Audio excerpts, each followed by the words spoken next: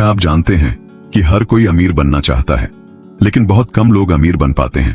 ऐसा क्यों होता है? ऐसा इसलिए होता है क्योंकि ज्यादातर लोगों को अमीर बनने के बुनियादी और जरूरी नियमों की जानकारी नहीं होती, और अगर होती भी है तो वो उन्हें फॉलो नहीं करते। स्कूलों और कॉलेजों में पैसे को संभालने की कोई शिक्षा नहीं दी जाती, इसलिए जब एक पढ़ा लिखा इंसान भी करियर की दुनिया में कदम रखता है, चाहे उसे बाकी किसी भी फील्ड का कितना भी ज्ञान हो, लेकिन पर्सनल फाइनेंस और मनी मैनेजमेंट के मामले में वो पूरी तरह नौसिखिया होता है। ज्यादातर लोग बस सपने देखते रहो और दौलत कमाने की बातें करते रहो, लेकिन कुछ नहीं करते, क्योंकि जो असली कीमत चुकाने की जगह शॉर्टकट ढूंढने में लगे रहते हैं। नतीजा ये होता है कि उनका सपना बस एक सपना ही रह जाता है। इस वीडियो में तुम्हें 10 ऐसे सिद्धांत बताए गए हैं जो आसान भाषा में समझाए गए हैं, जिनको अपनाकर कोई भी आसानी से अमीर बन सकता है। लेकिन एक बात याद रखना कि इसमें कोई अलादीन का जादू का चिराग या जादू की छड़ी नहीं है जो एक ही पल में तुम्हें अमीर बना दे। ये सफलता के सिद्धांत तभी काम करेंगे जब आप उनका अनुसरण करते हो और दौलत की कीमत चुकाते हो। अगर आप भी अमीर बनना चाहते हो और उसकी कीमत चुकाने को तैयार हो, तो इन 10 सिद्धांतों को एक भी पॉइंट मिस किए बिना ध्यान से फॉलो करो। ध्यान से सुनो और समझो। अगर आप इस चैनल पर नए हो तो सब्सक्राइब कर लो। तो चलिए शुरू करते हैं। अमीर बनने का पहला सिद्धांत है बचत करना। बेंजामिन फ्रैंकलिन ने कहा था कि अगर आपको पता है कि अपनी आय से कम राशि कैसे खर्च करनी है, तो ये है असली कसौटी। अमीर बनने का पहला कदम है बचत। जब बचत की योजना बनाओ तो ये ध्यान रखना कि आपकी कमाई 50,000 हो या 1 लाख, महीने के अंत में सब कुछ खर्च हो जाता है और कुछ बचता ही नहीं। इसलिए जैसे ही तनख्वाह मिले, पहले बचत करो और बाकी खर्च करो, वरना महीने के अंत में पता चलेगा कि बचत के लिए कुछ बचा ही नहीं। तो आखिरी में बचत कैसे होगी? बचत का नियम यह है कि हर महीने अपनी कमाई का 10% बचाना चाहिए। अगर आपकी कमाई 50,000 है तो 5,000 बचाओ। अगर आपकी कमाई 1 लाख रुपए है तो कम से कम 10,000 रुपए बचाओ। अगर आप अपनी कमाई का 10% से ज्यादा बचा सकते हो तो बढ़िया है, लेकिन कम से कम इतना तो बचाना जरूरी है। ये रकम हर महीने बचानी चाहिए। बचत करने की सबसे बढ़िया योजना ये है कि आप बैंक में 1 साल के लिए बचत खाता खोलो। इससे हर महीने बचत करने का मनोवैज्ञानिक दबाव बना रहता है। शुरू में इसे अपनाना थोड़ा मुश्किल लगेगा क्योंकि पैसों को सीमित करना पड़ता है, लेकिन कुछ समय बाद आप इसकी आदत डाल लेंगे। जो लोग बचत नहीं करते वे बहाने बनाते हैं और कहते हो, मेरी खर्च वही है जो मेरी आमदनी के बराबर है, मैं कैसे बचत करूं? तो क्या जब आप सरकार को इनकम टैक्स देते हो तब ये बहाना नहीं बनाते? आप चुपचाप इनकम टैक्स देते हो सरकार को, उसी तरह बचत भी करो। अपनी बचत को अपनी पर्सनल इनकम टैक्स समझो। सोचो कि सरकार ने इनकम टैक्स दर 10% बढ़ा दी है। सरकार की तरह तुम भी अपनी आमदनी पर 10% का पर्सनल इनकम टैक्स लगाओ। जैसे एक छोटा सा बीज धीरे धीरे एक पेड़ बन जाता है, उसी तरह थोड़ा थोड़ा करके भी धन का पेड़ बन सकता है। जो पहली सिक्का बचाया जाता है वही उस धन के पेड़ का बीज होता है। जितनी जल्दी ये बीज बोया जाएगा उतनी जल्दी पेड़ उगेगा, लेकिन इसके लिए तुम्हें अपनी बचत से लगातार उस पेड़ को पानी देना होगा। हमेशा याद रखो कि सुनहरा भविष्य खर्च करने से नहीं बल्कि बचत करने से बनता है। अमीर बनने का दूसरा कानून है कि बचत को खर्च मत करो। बचत अमीर बनने का पहला कानून है और दूसरा भी यही है। इसके लिए बस बचत करना जरूरी है। ये काम नहीं करेगा, इसके लिए आपको इसे सही तरीके से इस्तेमाल करना सीखना होगा। बचत का सही उपयोग करना इतना जरूरी कदम है कि ज्यादातर लोग यही गलती कर देते हैं। जो लोग मेहनत से नियमित रूप से बचत करते हैं वो भी अक्सर यहाँ अपनी धैर्य खो देते हैं और अपनी बचत खर्च कर देते हैं। जब लोग थोड़ी सी बचत करते हैं तो दिमाग में कुछ शौकीन चीजें खरीदने का ख्याल आता है, जैसे बड़ा टीवी, फोन, डाइनिंग टेबल, ऐसी आदि। यह योजना पूरे परिवार को पसंद आती है क्योंकि परिवार के हर सदस्य को लग्जरी चीजें चाहिए होती हैं। ज्यादातर लोग ऐसा ही करते हैं। लोगों के दिमाग में यह बात होती है कि उन्होंने पूरे साल जो सब्र और समय लगाकर बचत की है उसके लिए उन्हें इनाम मिलना चाहिए, लेकिन बचत का यही सही उपयोग नहीं है। याद रखो, खर्च करना मतलब उसकी समय से पहले मौत है। अमीर बनने के लिए सिर्फ बचत करना काफी नहीं है, उसे सुरक्षित रखना और बढ़ाना भी जरूरी है। समझदार लोग अपनी बचत का सही इस्तेमाल करते हैं, यानी उसे निवेश करते हैं, जबकि कम समझ वाले लोग उसे गलत तरीके से खर्च कर देते हैं। मान लो कोई हर साल 50,000 रुपए बचाता है। वह बचत इसलिए करता है ताकि छुट्टियों में परिवार के साथ घूमने जा सके। अपने परिवार के साथ बाहर जाना अच्छी बात है, लेकिन पूरे साल की बचत एक ही बार में खर्च कर देना सही नहीं है। वो अच्छा आदमी ये नहीं जानता कि ऐसा करने से वह अपनी दौलत के पेड़ को बड़े होने से पहले ही काट रहा है। अगर तुम अपनी बचत फूंक देते हो या खर्च कर देते हो तो एक साल बाद तुम उसी हालत में पहुंच जाओगे जहां से बचत करनी शुरू की थी। मेहनत करने के बावजूद तुम ठीक वैसी ही स्थिति में रह जाओगे, क्योंकि तुमने अपनी बचत का सही उपयोग नहीं किया। सही उपयोग का मतलब है अपनी पैसे को कहीं निवेश करना, इससे ज्यादा पैसा कमाओ। अगर तुम अपनी बचत खत्म कर देते हो तो फिर कैसे निवेश कर पाओगे? ज्यादातर लोग बचत कर लेते हैं, लेकिन बहुत ही कम लोग ऐसा कर पाते हैं कि खर्च करने के प्रलोभन से बचें और उसे सही तरीके से इस्तेमाल करें। इसलिए ही बहुत कम लोग अमीर बन पाते हैं। समझो कि अपनी बचत का पूरा उपयोग करने की बजाय उसे बिगाड़ना सही नहीं है, बल्कि उसे अपने पूंजी के रूप में इस्तेमाल करना चाहिए। अमीर बनने का तीसरा सिद्धांत है उस नींव को मजबूत करना जिस पर तुम्हारी दौलत का महल खड़ा हो सके। अपनी बचत का निवेश करो। ES किनियर ने कहा था कि अगर तुम $1 से मुनाफा नहीं कमा सकते तो $1 को अपने लिए मेहनत करने दो। तभी तुम्हारे पास $1,00,000 होने के बाद भी तुम इससे मुनाफा कमाने का तरीका नहीं जान पाओगे। बचत अमीर बनने का जरिया है, लेकिन निवेश असली मकसद होता है। बचत से तुम पैसे का बीज पैदा करते हो। वो पैसा का पेड़ तभी बढ़ता है जब उस बीज में निवेश किया जाता है। यही पैसे की ताकत है कि अमीर लोग और अमीर होते जाते हैं। जो निवेश करते हैं वे पैसे को अपना नौकर बनाते हैं और उसको अपने लिए काम करवाते हैं। जमीन में दफन पैसा या पिग्गी बैंक में रखा पैसा निवेश नहीं है, सिर्फ बचत है। अगर बचत पहला कदम है तो पैसे बचा के उसे निवेश करके फायदा कमाना अगला कदम है। निवेश करने के कई तरीके होते हैं। बैंक में बचत खाता खोलना भी एक तरह का निवेश है, लेकिन निवेश करते वक्त ये छोटी बात ध्यान में रखनी चाहिए कि तुम्हें अपनी निवेश राशि पर कितना ब्याज मिलेगा। अभी भारत में महंगाई हर साल करीब 8% की दर से बढ़ रही है।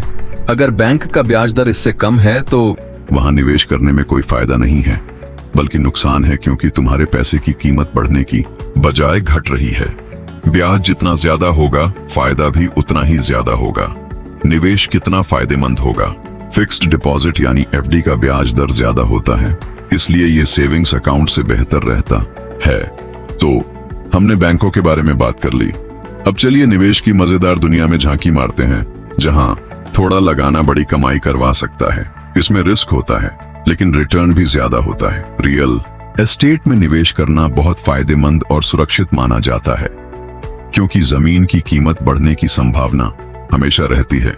रियल एस्टेट में निवेश तभी अच्छा होता है जब आप सही जगह, सही कीमत पर और सही समय पर निवेश करें। सही वक्त पर यह काम उसी वक्त कर दो। उसके बाद स्टॉक मार्केट में निवेश की बारी आती है। स्टॉक मार्केट में 2 तरीके से निवेश किया जा सकता है, या तो खुद निवेश करो या म्यूचुअल फंड्स के यूनिट खरीदकर इनडायरेक्ट निवेश करो। अगर तुम्हें स्टॉक मार्केट के बारे में ज्यादा पता नहीं है तो म्यूचुअल फंड से शुरू कर सकते हो। अगर तुम अमीर बनना चाहते हो तो लंबे समय तक शेयर मार्केट में ही निवेश करना चाहिए। चाहे किसी भी तरीके से निवेश करो, कोशिश यही हो कि सुरक्षित तरीके से ज्यादा मुनाफा कमाओ। आपकी ज्यादातर निवेश संपत्ति की नींव बनाने में होनी चाहिए, लेकिन साथ ही पर्याप्त राशि हेल्थ इंश्योरेंस और टर्म प्लान में भी लगानी चाहिए, ताकि अगर आपके साथ कुछ हो जाए तो परिवार को आर्थिक परेशानी न हो। पैसा निवेश करना अमीर बनने का एक बहुत जरूरी तरीका है। ज्यादातर लोग ये नहीं समझते कि इंसान आय से नहीं, बल्कि अपनी बचत को सही जगह निवेश करके अमीर बनता है। अमीर बनने का चौथा सिद्धांत है कंपाउंडिंग की ताकत का फायदा उठाओ। अल्बर्ट आइंस्टीन ने कहा था कि कंपाउंडिंग ब्रह्मांड की सबसे ताकतवर ताकत है और यह दुनिया का 8वां चमत्कार है। अक्सर बचपन में ज्यादातर लोगों ने गणित की किताबों में चक्रवृद्धि ब्याज के बारे में पढ़ा होगा, लेकिन इसकी दूरगामी ताकत के बारे में बहुत कम लोगों को पता होता है। चक्रवृद्धि ब्याज का मतलब है कि हर साल जो ब्याज आपको आपकी जमा राशि पर मिलता है उसे निकालकर खर्च करने की बजाय उसमें जोड़कर फिर से निवेश करना, ताकि भविष्य में ज्यादा मुनाफा हो। अगर आप इस ब्याज पर टैक्स देते हैं तो आपको चक्रवृद्धि की ताकत का फायदा नहीं मिलेगा, लेकिन अगर आप हर साल उस ब्याज को मूल राशि में मिलाकर निवेश करते रहेंगे तो आपको इतना पैसा मिल जाएगा कि आप हैरान रह जाएंगे, सोच भी नहीं सकते। कंपाउंडिंग के जरिए पैसे का एक बड़ा जाल बनता है। आपकी असली धनराशि वो पिता है जो आपके लिए पैसे कमाता है। कंपाउंडिंग उस असली धनराशि का बेटा है और वो भी आपके पिता की तरह आपके लिए पैसे कमाता है। कंपाउंडिंग के नियम को अपनाकर आप कई पीढ़ियों के पैसे बना लेते हैं जो दिन रात आपके लिए काम करते रहते हैं। अमीर बनने का 5वां नियम है हर एक रुपए का हिसाब रखना। ये आपको कंजूसी लग सकता है, लेकिन खर्चों का हिसाब रखना कंजूसी नहीं है, इसे वित्तीय योजना कहते हैं। अपने पैसे कहां से आए और कहां गए, इसका पूरा हिसाब रखो। ये वो जादुई आदत है जिससे कारोबारी अमीर बन जाते हैं, जबकि बहुत सारा पैसा कमाने के बावजूद आम आदमी गरीबी के दलदल में फंसा रहता है। आम आदमी को पता नहीं रहता कि उसका पैसा कहां जाता है। अक्सर हम सुनते हैं लोग कहते हैं कि मैं इतना कमाता हूं, लेकिन क्या पता पैसा कहां चला जाता है। ऐसी ही स्थिति ज्यादातर लोगों की होती है और इसकी वजह यह है कि वे अपने खर्चों का हिसाब नहीं रखते। पैसे का हिसाब रखना मेहनत मांगता है, याददाश्त पर दबाव डालता है और कभी कभी तनाव भी पैदा करता है। लेकिन ये मत भूलो कि एक सफल व्यापारियों अपनी हर एक पैसा का हिसाब रखता है। उसके खातों में उसकी आमदनी और खर्च की पूरी रिकॉर्ड होती है। अगर व्यापारी ये कर सकते हैं तो हम क्यों नहीं कर सकते? आखिरकार हम भी अमीर बनना चाहते हैं। हम अपनी कमाई और खर्च का हिसाब रख सकते हैं। रिकॉर्ड रखना पहला कदम है, उनका विश्लेषण करना अगला कदम है। जब आप अपनी आमदनी और खर्च के रिकॉर्ड देखते हो तो आप इससे आपको कई हैरान करने वाली बातें जानने को मिलेंगी। आप समझ पाएंगे कि आप कितना बेवजह खर्च कर रहे हैं। अक्सर हम सोचते हैं कि सिगरेट पीने में सिर्फ 8 टन लगते हैं, लेकिन जब हम 1 महीने तक सिगरेट का हिसाब रखते हैं तो पता चलता है कि हमने 3 टन की सिगरेट पी है, न कि सिर्फ 8 टन। आय और खर्च का हिसाब रखने से आपको वित्तीय योजना बनाने की प्रेरणा मिलती है, क्योंकि आप हर दिन अपनी वित्तीय स्थिति के बारे में सोचते रहते हैं। आपको पता होता है कि आपकी आय और खर्च क्या है, आपकी नकदी प्रवाह कैसा है, आपको कितना ब्याज मिल रहा है और आप कितना ब्याज दे रहे हैं। जब आप ऐसा सोचते हैं, इन चीजों के बारे में रोज सोचो। अगर सही में सोचोगे तो जल्द ही तुम्हें समझ आ जाएगा कि अपनी आर्थिक स्थिति सुधारने के लिए क्या कदम उठाने चाहिए। एक मोटा सा रजिस्टर बनाओ और हर रात उसमें दिन भर के खर्चों का ब्यौरा लिखो। ऐसे ही हफ्ते का कोई एक दिन निकालकर महीने के खर्चों का विश्लेषण करो। महीने के आखिरी दिन रात को बैठकर अपना मासिक बयान तैयार करो।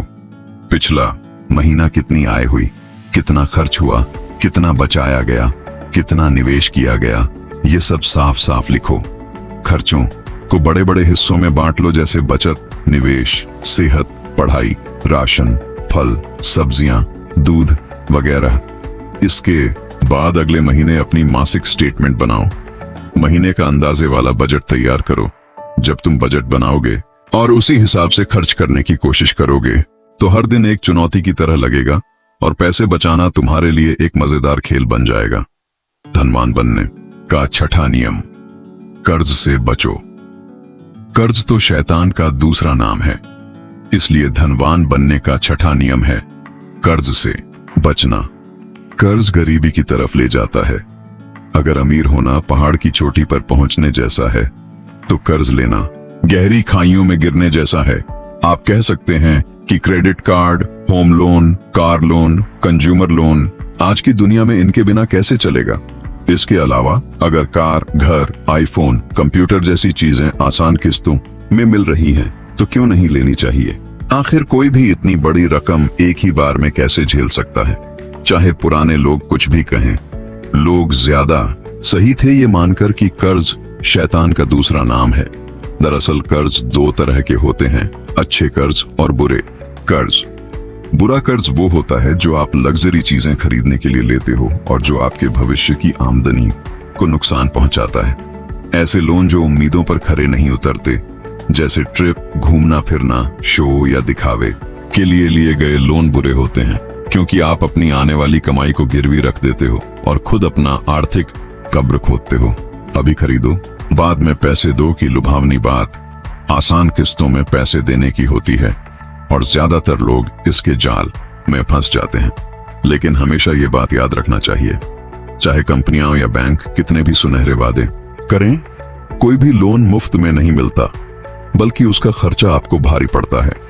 ज्यादातर लोग कर्ज के जाल में इसलिए फंस जाते हैं क्योंकि उनकी सोच बहुत छोटी होती है। वो अभी तक की चीजों से आगे देख या सोच नहीं पाते। उन्हें समझ नहीं आता कि लोन लेकर वो कंपाउंडिंग इंटरेस्ट की ताकत का फायदा उठा रहे हैं। आज के खपत वाले दौर में ज्यादातर लोग सोचते हैं कि जब जवान हैं तब मस्ती, खाना पीना और मजे कर लेना चाहिए, पर कौन जानता है कल क्या होगा।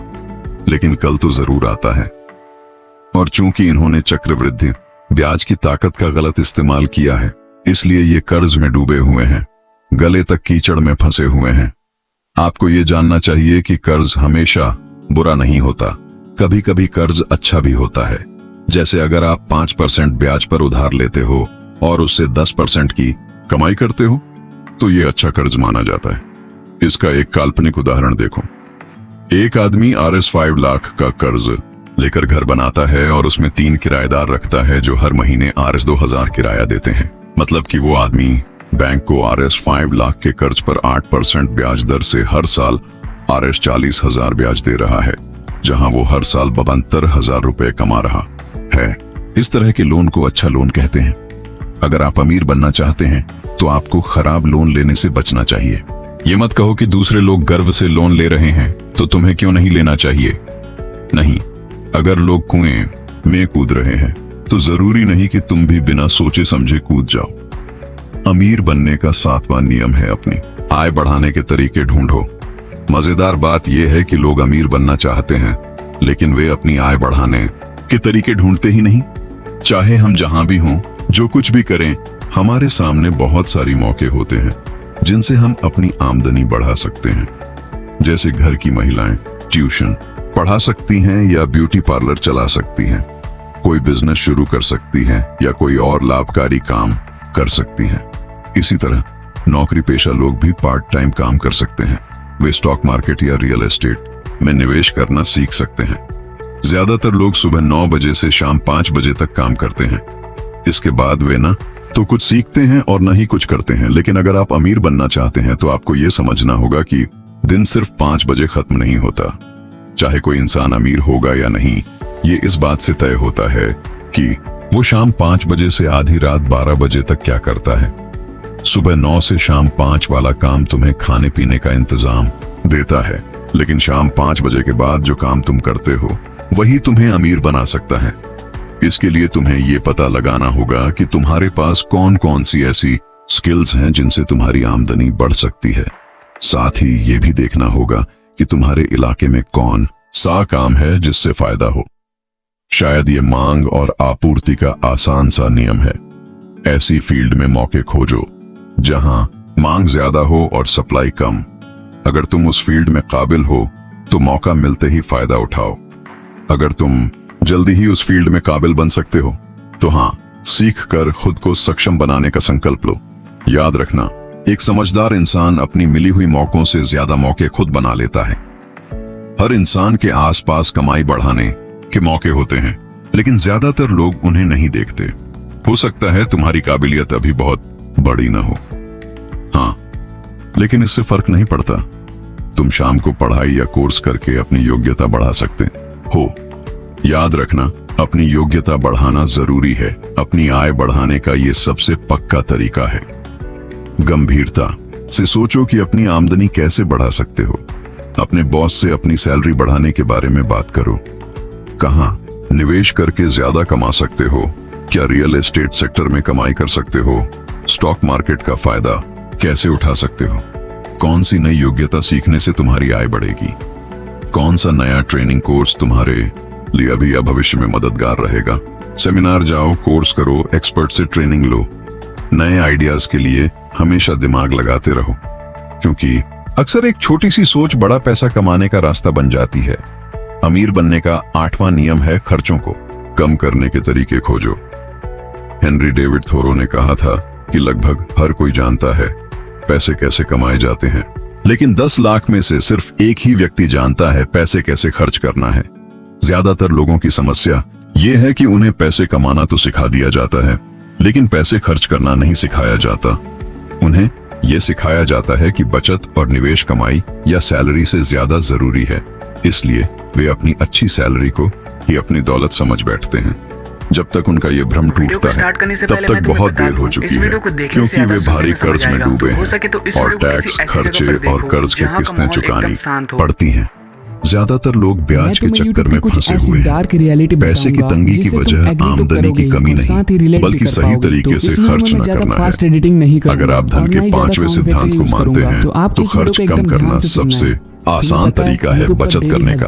अगर आपने नियमों के अनुसार अपने खर्चों का हिसाब रखा है तो उन्हें देखकर आप समझ पाएंगे कि आप किन चीजों पर बेकार खर्च कर रहे हैं और कहां कटौती करनी चाहिए।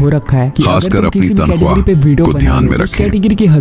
पैसे की तंगी कभी सालाना वेतन बढ़ाने से खत्म नहीं होती, क्योंकि हमारे खर्चे भी वेतन के साथ साथ बढ़ते रहते हैं जब तक कि हम सच में उन्हें कंट्रोल न करें। वजह यह है कि जैसे जैसे वेतन बढ़ता है हमारी इच्छाएं भी बढ़ती जाती हैं। इच्छाओं की कोई सीमा नहीं होती, जबकि वेतन सीमित होता है। इसलिए हमें अपनी इच्छाओं पर ध्यान देना चाहिए और सिर्फ वही पूरी करनी चाहिए जो हमारे बजट में फिट हो। याद रखो, झूठी दिखावा या दूसरों से मुकाबला करने के लिए भी बेवजह पैसा खर्च मत करो। ये ऐसा है जैसे खुद ही अपने पैर पर कुल्हाड़ी मारना। बस याद रखो कि 3 चीजों पर कभी खर्चा कम नहीं करना चाहिए। वो है पढ़ाई और खाना। जो आदमी इन तीनों चीजों में पैसे बचाता है उसे आगे चलकर नुकसान उठाना पड़ता है। अगर खर्च बचाने के लिए सही से खाना नहीं खाएगा तो बीमार या कमजोर पड़ सकता है। वैसे ही सेहत पर कंजूसी करेगा तो छोटी मोटी बीमारी बड़ी बन जाएगी। पढ़ाई में कंजूसी करेगा तो जिंदगी भर अंधकारमय और गरीब ही रहेगा, क्योंकि खुद को रोशन नहीं कर पाया। यह मत भूलो कि शिक्षा एक निवेश है। अगर तुम आज शिक्षा में 000 रुपए लगाते हो तो भविष्य में ये तुम्हें 1 लाख रुपए के रूप में वापस मिलेगा। अमीर बनने का 9वां सिद्धांत है कि एक महान व्यक्ति की तरह बजट बनाओ। कहा जाता है कि योजना बनाने में असफलता का मतलब असफलता है। बजट का मतलब है अपनी आय और खर्च का अनुमान लगाना और बचत व निवेश की योजना बनाना। कई लोगों को बजट बनाना मुश्किल लगता है। वे इसे एक कठिन और जटिल काम मानते हैं, इसलिए उससे बचते हैं। लेकिन अगर बजट नहीं होगा तो बचत और निवेश करना मुश्किल हो जाता है। बिना बजट के 1 महीने तो गुजार सकते हो, लेकिन ज्यादातर लोग लंबे समय तक अमीर बनने का सपना पूरा नहीं कर पाते। उन्हें लगता है कि अगर बजट बनाएंगे तो अनावश्यक मानसिक दबाव होगा और बजट के गुलाम बन जाएंगे, यानी जैसे मशीन बन जाएंगे। लेकिन असल में बजट बनाना बहुत फायदेमंद होता है। अगर आप मानते नहीं तो कम से कम 1 साल तक हर महीने बजट बनाएं और खुद देखें कि बजट कितना जरूरी होता है।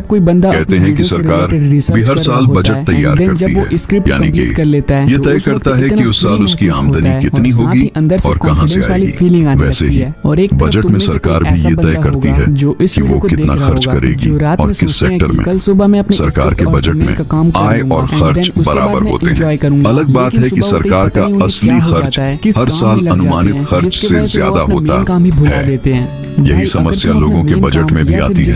उनका असली खर्च भी अनुमानित खर्च से ज्यादा हो जाता है। लेकिन इसकी फिक्र मत करो, धीरे धीरे और समझदारी से खर्च करो। अपने बजट के अंदर रहते हुए तुम ये सीख जाओगे। हर समझदार इंसान को अपना सालाना बजट 31 मार्च तक बनाना चाहिए, और सिर्फ इतना ही नहीं, हर महीने के आखिरी दिन अगले महीने का बजट भी बनाना चाहिए। बजट में साफ साफ लिखना चाहिए कि इस महीने आपकी कितनी आय आय होगी और आप कितना और किस किस चीज पर खर्च करेंगे। फिर इसके बाद मैं कुछ जैसे मान लीजिए आपकी आय RS 50,000 है, लेट हो जाता हूँ, तो आपका खर्चा भी RS 50,000 के आसपास होना चाहिए, जिसमें से RS 5,000 की बचत सबसे ऊपर रखनी चाहिए। अमीर बनने का 10वां नियम है कि लंबे समय के लक्ष्य बनाओ, मतलब 10 से 20 साल के लिए अपने लक्ष्य तय करो। नॉर्मन विंसेंट पील ने कहा था कि कोई भी तब तक आगे नहीं बढ़ सकता जब तक उसे ये पता न हो कि वह कहाँ जाना चाहता है और क्या बनना या करना चाहता है। अपनी आमदनी और बचत की तुलना पिछले साल से करें। अपनी बचत को 10 से 20% तक बढ़ाने का लक्ष्य रखें, क्योंकि महंगाई दर 5 से 10% के बीच बढ़ रही है। इसका मतलब है कि अगर आपने पिछले साल हर महीने 1 रुपए बचाए थे, तो इस साल आपको 1100 रुपए बचाने होंगे, या फिर हर महीने गैस 200 रुपए बचाएं। लंबी अवधि के लक्ष्य बनाते वक्त रिटायरमेंट की तैयारी करने के बारे में भी सोचें। ज्यादातर लोग सोचते हैं कि रिटायरमेंट तक वे 40 लाख या 50 लाख रुपए जमा कर लेंगे। सोचो जमा हुए पैसे के बारे में। ये रिटायरमेंट की सही तैयारी नहीं है। ज्यादा समझदारी ये है कि उस वक्त मिलने वाली मासिक आमदनी के बारे में सोचा जाए, न कि सिर्फ जमा पैसे के बारे में। उन्हें ये भी अनुमान लगाना चाहिए कि महंगाई और बुढ़ापे की स्वास्थ्य समस्याओं को ध्यान में रखते हुए उन्हें घर के खर्चों के लिए कितना मासिक इनकम चाहिए होगा। रिटायरमेंट के बारे में ये सवाल खुद से पूछो, क्या मैंने अपनी फैमिली को सपोर्ट करने के लिए काफी निवेश किया है? चलो एक उदाहरण देखते हैं कि मैं बिना कुछ किए घर बैठे इतना इनकम कैसे कमा सकता हूँ कि मेरी मूल राशि सुरक्षित रहे और मुझे मुनाफा भी मिले। मान लीजिए कि आप सोचते हैं कि रिटायरमेंट के बाद आपके घर के खर्चे महीने के 20,000 रुपए होंगे, यानी सालाना 2,40,000 रुपए। अब अगर हम ब्याज दर 8% मान लें, तो इतनी अर्जित आय पाने के लिए आपको लगभग 30 लाख रुपए की जरूरत होगी। ये रकम बड़ी लग सकती है, लेकिन इसे पूरा करने के और भी आसान तरीके हैं। आप किसी विश्वसनीय बीमा कंपनी से संपर्क कर सकते हैं। आप एक अच्छा पेंशन प्लान भी ले सकते हैं, जिससे रिटायरमेंट के बाद आपको पर्याप्त मासिक आय मिलती रहे। आप म्यूचुअल फंड या किसी मजबूत कंपनी के शेयर भी खरीद सकते हैं और इन्हें लंबे समय तक पकड़ कर रखना चाहिए। लंबे समय के लक्ष्य सिर्फ पैसे के मामले में ही नहीं, बल्कि हर क्षेत्र में होने चाहिए। इंसान हमेशा फायदा में रहता है, क्योंकि वह बाकी लोगों से पहले आने वाली समस्याओं या संभावनाओं को देख लेता है और उनका फायदा उठाता है। तो दोस्तों, ये थे अमीर बनने के 10 सिद्धांत, जिन्हें अपनाकर आप आसानी से अमीर बन सकते हैं। दोस्तों, उम्मीद है आपको ये वीडियो पसंद आया होगा। नीचे कमेंट में बताना मत भूलना। अगर इस वीडियो से आपको कुछ सीखने को मिला हो तो लाइक जरूर करें, और अगर आप चैनल पर नए हैं और अपने सपनों को सच करना चाहते हैं तो इस चैनल को सब्सक्राइब कर लेना, क्योंकि यहीं से आपकी सपना पूरी होने की शुरुआत होगी। वीडियो शेयर करना ना भूलें, और आखिरी बात ये कि चाहे कुछ भी हो जाए, अपने सपने कभी मत छोड़ो, क्योंकि बिना सपनों के जिंदगी जीना नहीं होती, बस गुजारना होती है। लाइफ सिक्योर हो जाएगी। सो भाई, मैं तो चलता हूँ। अगर बातें थोड़ी भी समझ आई हो तो चैनल को सब्सक्राइब करना बिल्कुल मत भूलना।